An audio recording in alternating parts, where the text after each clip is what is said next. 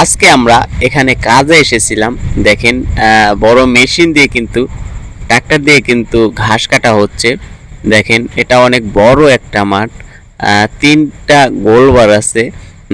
তিন দল কিন্তু এখানে খেলতে পারে। অনেক বড় মাঠ। এখান থেকে ওই পার কিন্তু দেখা যাচ্ছে না ভালো করে। দেখেন অনেক বড় একটা মাঠ। আমরা এইমাত্র আসলাম, কাজ শুরু করলাম। একটু কাটা হয়েছে, সারাদিন করতে হবে। এই মাঠের দৃশ্যটা দেখতেও অনেক ভালো লাগে। অসাধারণ দৃশ্য। আশেপাশে অনেক বিল্ডিং আছে, বড় বড় গাছ আছে। দেখেন তিনটা গোলবার কিন্তু অনেক বড় মাঠ। তিনটা গোলবার, তিন দল খেলতে পারে। তারপরেও কিন্তু বাড়তি জায়গা আছে, যেখানে ছোট বড় সবাই ওখানে প্র্যাকটিস করে। খুব সুন্দর একটা মাঠ।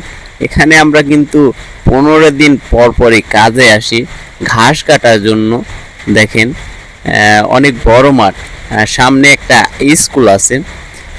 যে বিল্ডিংটা দেখছেন 3 তলা, সেটা কিন্তু একটা স্কুল। এখানে কিন্তু শুধু গার্লস স্কুল হবে, শুধু মেয়েরা এখানে লেখাপড়া করে।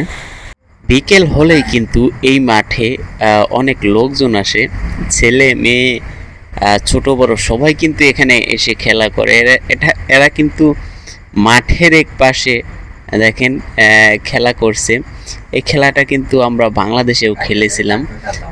বাংলাদেশে এই খেলাটাকে আমরা বলতাম বুমবাস্টিক খেলা।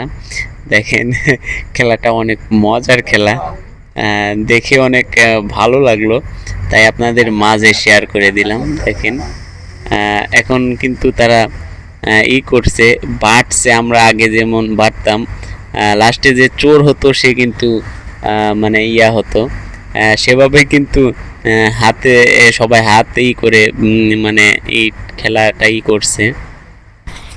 পাশে একটা গার্লস স্কুল আছে এই মাঠের পাশেই। দেখেন এখানে শুধু মেয়েরা লেখাপড়া করে।